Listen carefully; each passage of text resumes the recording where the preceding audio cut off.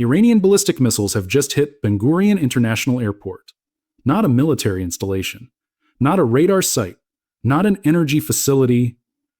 The airport itself, the critical hub that every foreign government, every airline, every evacuating civilian, and every incoming supply chain relies on to keep Israel physically connected to the rest of the world. The runway is now unusable. The terminal has taken a direct hit. Airspace over central Israel has been officially closed by Israeli aviation authorities with no indication of when it might reopen. Flights that were already inbound, those just minutes from landing, carrying passengers completely unaware of what was unfolding below, have been rerouted. Not delayed, rerouted. To Amman, to Larnaca, to Athens, anywhere their remaining fuel allowed that was not Ben Gurion. At this moment, Israel is effectively an island. Not in a symbolic or political sense, but in a literal, physical one. The primary infrastructure linking Israel to the rest of the world by air has been struck and rendered inoperable.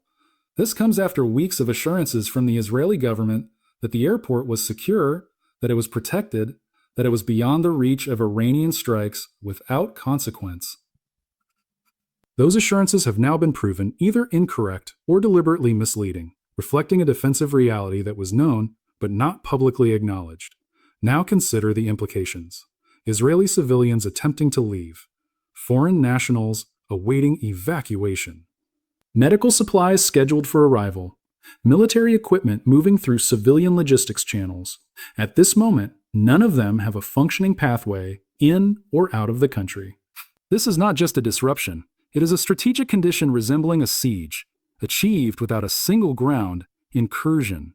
In the next few minutes, I will break down exactly what Iran targeted at Ben Gurion, why the airport represents a more consequential objective than any military installation struck so far, what the Israeli government understood about its vulnerability and chose not to disclose, so what this means for Israel's ability to sustain ongoing military operations with its primary logistics and evacuation hub offline, and why this strike may be the most strategically significant action Iran has taken since the first missile launches on February 28th. Before we continue, thank you for watching. Your support makes all of this possible, and I truly appreciate every one of you here. Be sure to subscribe and like the video so more people can stay informed. Now, let's get into it. To understand why the strike on Ben Gurion is fundamentally different from every previous attack in this conflict, it's important to recognize what Ben Gurion Airport represents under sustained ballistic missile pressure. This is not just Israel's largest airport. In the current context, it has been operating as the central node through which Israel maintains nearly every form of connection to the outside world. Connections essential to both civilian stability and military sustainability. Military resupply from the United States has been moving through Ben Gurion, not solely through traditional military channels, but via civilian logistics systems handling dual-use cargo on commercial and charter flights operating under civilian aviation frameworks. Interceptor components that Rafael Advanced Defense Systems cannot produce at the necessary rate domestically have been arriving through Ben Gurion. Precision-guided munitions used by Israel's Air Force in strikes against Iranian launch infrastructure have also been partially resupplied through Ben Gurion. Medical supplies required by a population under continuous missile threat have been coming through Ben Gurion. And beyond material logistics, the movement of people, foreign nationals, dual citizens, journalists, diplomats, humanitarian personnel, every category of individual whose presence in Israel depends on the ability to exit when necessary has been routed through Ben Gurion. That combination of roles made Ben Gurion not only Israel's largest airport, but also its most strategically vital piece of non-military infrastructure in the entire conflict. Iran understood that. The question the Israeli government has yet to address publicly is what actions were taken in response to that reality. The defensive systems positioned to protect Ben Gurion Airport were subject to the same sustained interceptor depletion that has reduced coverage over Tel Aviv, Jerusalem, Haifa, and other major population centers throughout the conflict. When Netanyahu's security cabinet chose to concentrate remaining interceptors along the Tel Aviv-Jerusalem corridor, home to critical government and military infrastructure, Ben Gurion Airport was located at the southern edge of that priority zone. But being on the edge of a high-priority coverage area is not equivalent to being at its center.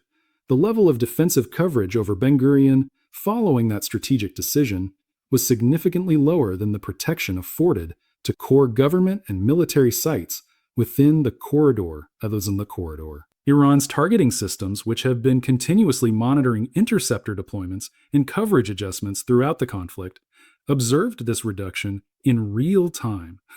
The strike package directed at Ben Gurion was not based on earlier defensive conditions or on public statements issued by Israeli authorities. It was calibrated precisely to the actual degraded defensive environment at the moment of impact, an environment shaped by weeks of sustained attrition, redistribution, and resource depletion. And the strike succeeded. The most significant consequence of Ben Gurion's closure is its impact on Israel's ability to sustain its ongoing military operations. The U.S. resupply pipeline, partially dependent on civilian logistics channels operating through Ben Gurion, does not have an immediate alternative capable of matching its capacity or speed. Securing overflight permissions from neighboring states for military transport aircraft has been politically sensitive throughout the conflict. Jordan has maintained a careful balance in its relations with both Israel and Iran, limiting the extent to which it permits overflights for clearly military operations. Egypt faces similar constraints. If Israel redirects its primary logistics flow to Ramon Airport in the Negev, that facility effectively becomes the next Ben Gurion, the critical node whose disruption would sever supply continuity. And Iran has already demonstrated that it possesses the range, precision, and remaining strike capacity to target civilian airport infrastructure through Israel's weakened defensive systems.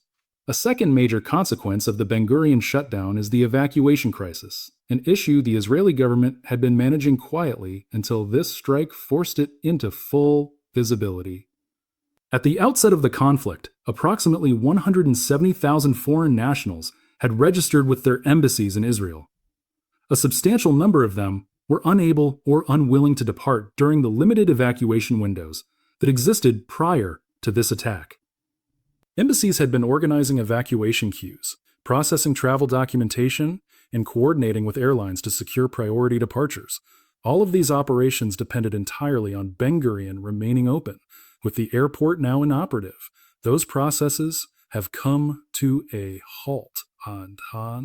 Foreign nationals who were awaiting departure are now in a country without a functioning international airport and no clear indication of when one might reopen. Their governments are now reaching out to officials in Jerusalem and Washington with an urgent question, one that neither side can answer with confidence. How do you evacuate citizens from a country whose only international airport has been struck by ballistic missiles and rendered non-operational? The reality is that such an evacuation cannot be carried out quickly, at scale, or with the urgency the situation demands. As of now, the Israeli government has not released updated guidance for foreign nationals regarding evacuation procedures in the aftermath of the Ben Gurion strike. It has not provided foreign embassies in Tel Aviv with any timeline for restoring airport operations. It has not communicated to the international community whether the runway damage can be repaired within hours, days, or a longer period that would significantly alter the strategic calculations of every country maintaining a presence in Israel during this conflict. That silence follows a pattern the government has maintained throughout this war. The silence surrounding interceptor depletion, the lack of disclosure regarding Dimona damage, the absence of clarity on nuclear-capable missile warheads, and now the silence on Ben Gurion's restoration timeline. In each instance, the government has possessed the relevant information. In each instance, it has chosen not to release it. And in each case, civilians, foreign nationals, and governments have been forced to make critical decisions based on incomplete information, bearing the consequences of a communication strategy that prioritizes political positioning over the need for transparency in matters of safety. The geopolitical implications of Ben Gurion being non-operational extend far beyond immediate military logistics and evacuation concerns. They reach into the diplomatic and economic dimensions of the conflict, areas that this strike has now fundamentally reshaped. Israel's economy has already been under sustained strain throughout the war. Insurance markets responsible for assessing risk in shipping and aviation have steadily raised their evaluations of exposure to Israel since the first uncontested strike on Tel Aviv. The strike on Ben Gurion is not merely a shift in risk perception, it is the realization of that risk. Airlines that had continued limited operations under the assumption that the airport's defensive systems made a direct hit unlikely have now seen that assumption fail. The question of whether commercial airlines will resume service to Israel's primary international gateway before the conflict ends is no longer a matter of scheduling. It is a matter of risk assessment, and the answer, in the aftermath of this strike, is almost certainly negative. The resulting economic isolation compounds the military logistics challenge in ways that are difficult to separate. Without commercial flights, a country loses access to the full spectrum of dual-use goods typically transported through civilian logistics networks. It also risks losing the presence of international businesses and humanitarian organizations that contribute both economic activity and diplomatic engagement.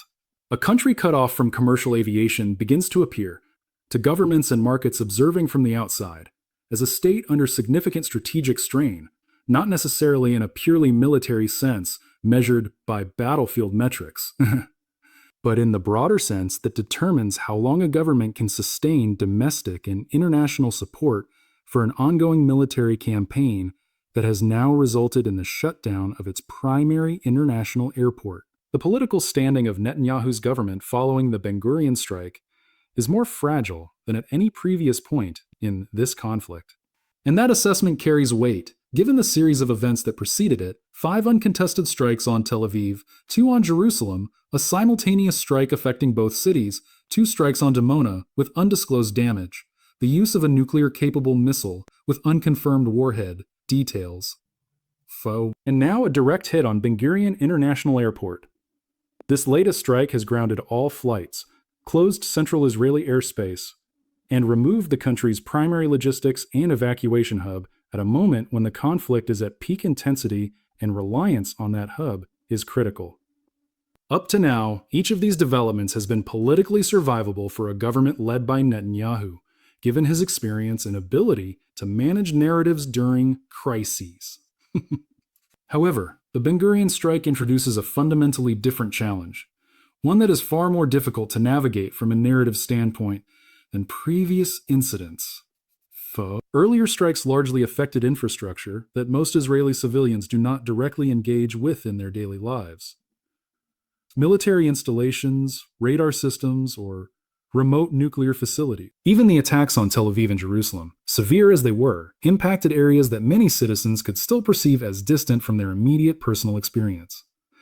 The airport is different. Every Israeli has been through Ben Gurion. Every Israeli knows someone, a family member, a friend, a colleague, who is now either stranded abroad because the airport is closed or stranded inside Israel for the same reason. The shutdown of Ben Gurion is the first moment in this conflict that is experienced by every civilian as something personal. Not an abstract strike on a distant location, not damage to infrastructure they recognize, but don't rely on directly, but a direct hit to the airport they use, the connection to the outside world they have held onto as a final option if conditions became unbearable. And that option is no longer available as of this morning. The response from the United States to the Ben Gurion strike is currently being evaluated in the White House Situation Room. The issue under discussion is not whether there will be a response, but how to respond to an attack that has disrupted the primary logistics channel through which American military support has been entering the conflict. The larger question now facing this conflict, and every government observing it, is the same question that has been building since the first uncontested strike on Tel Aviv, but one that can no longer be deferred now that the airport has been taken offline in a way that previous attacks on military infrastructure did not force into focus. Ben Gurion can be repaired. Runways can be restored. terminals can be rebuilt. But the pattern of demonstrated capability tells a broader story. Iran has shown it can strike Tel Aviv. It has shown it can strike Jerusalem. It has shown it can hit both at the same time. It has struck Dimona twice. It has demonstrated the ability to deliver a nuclear-capable missile into Israel's largest city. And now, it has shown it can shut down the airport that connects Israel to the rest of the world. Thanks for watching.